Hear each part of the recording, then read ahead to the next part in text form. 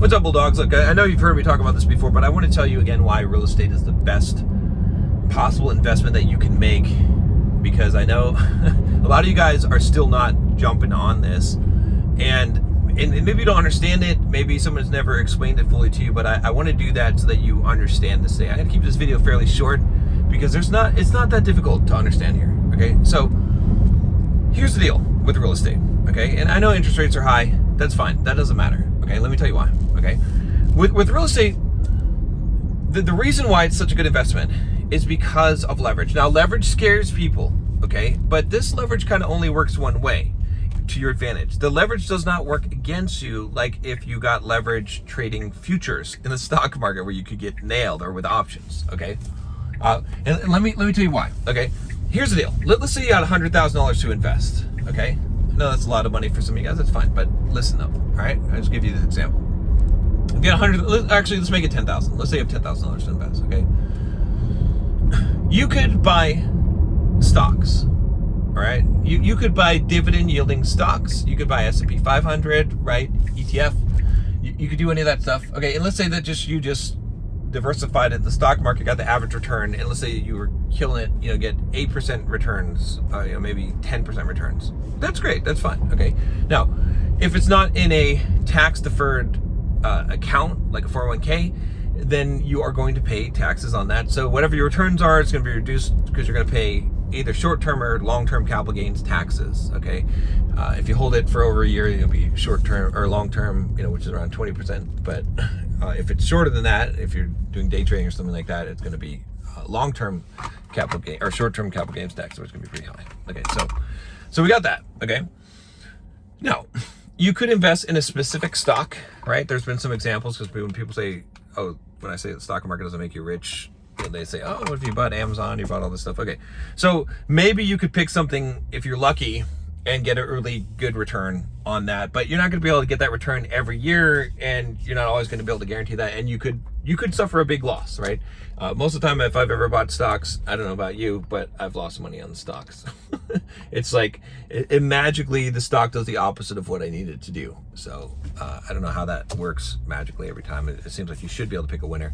Not to say that I've never picked a winner, but you know what I'm talking about. Okay, now if you take that same $10,000, okay, and again, you could say, okay, you could do options trading with that and whatnot, and yeah, and you can get some pretty good returns. I did options trading for a while, but it's complicated. You got to learn a lot of stuff. You got to be good at it. It takes a lot of skill. Okay, you could still lose money.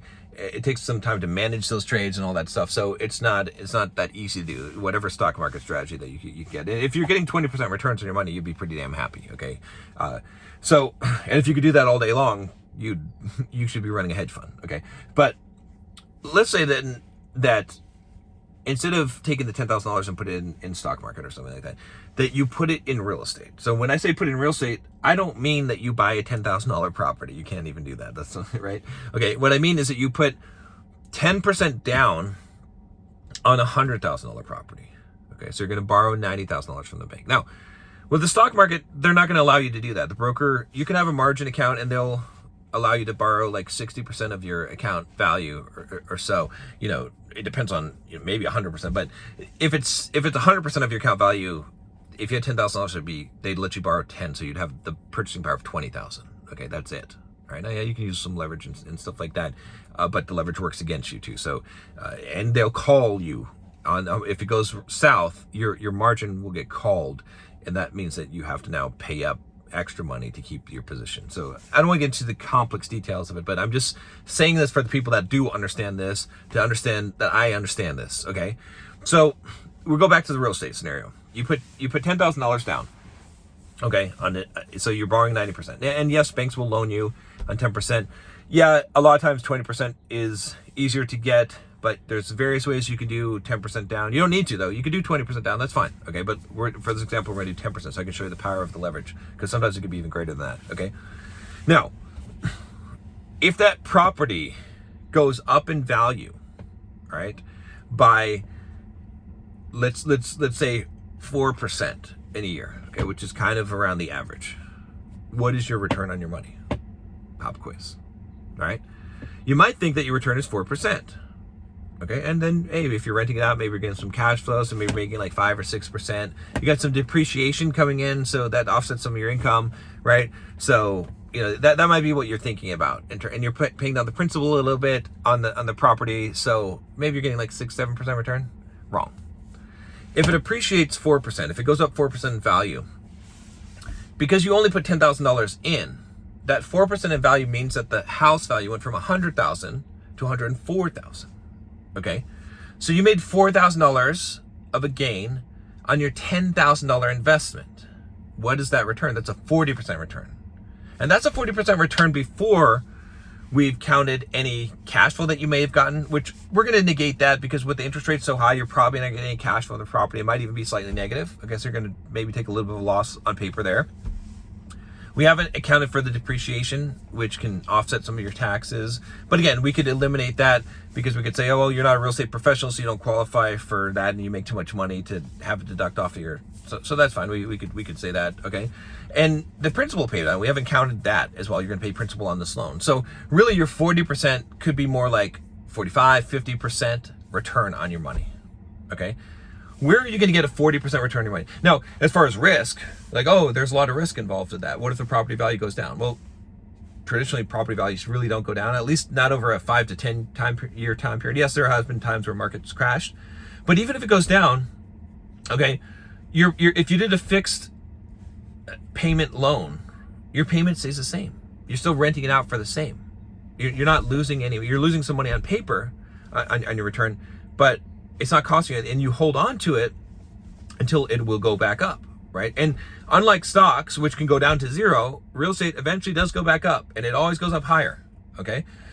So that's the thing to understand about this, right? And then you say, oh, what if the renter doesn't pay the rent, or what if they trash the place and all this stuff? Look, I've been doing this for 25 years, all right? I have had some renters, quote, trash places, cost me a few $1,000s.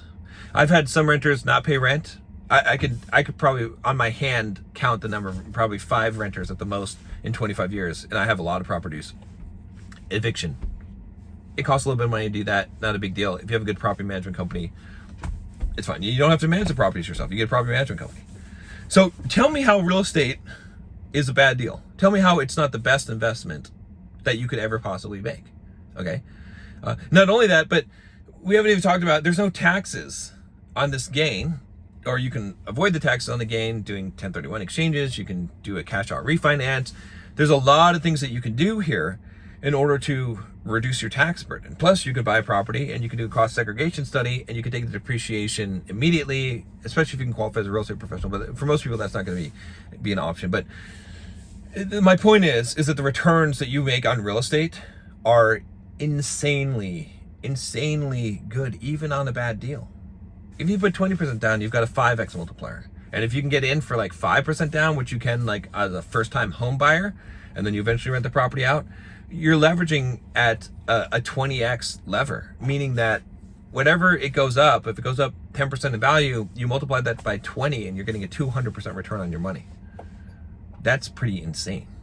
So again, tell me how you can find a better solid investment than that. Anyway, if you say Bitcoin and cryptocurrency, I'm going to smack you because there's no guarantee on that. Okay. Yeah. In the long term, yeah, maybe 100x's and that's great, but you can't really guarantee that. But if you're doing this, if you're buying real estate and doing what I'm saying here consistently, just imagine what you can do. Now, if you want some help doing this, if this makes sense, or if you just want to find out more information about this, okay, I have a video I created where I break it down and I show you in a spreadsheet exactly how this works and all the money that you're able to make and the calculations. Go to Instagram and message me the word real estate and I'll send you the video. Okay. If you don't have Instagram, whatever, you can email me, John@bulldogmindset.com, and I'll send it to you as well.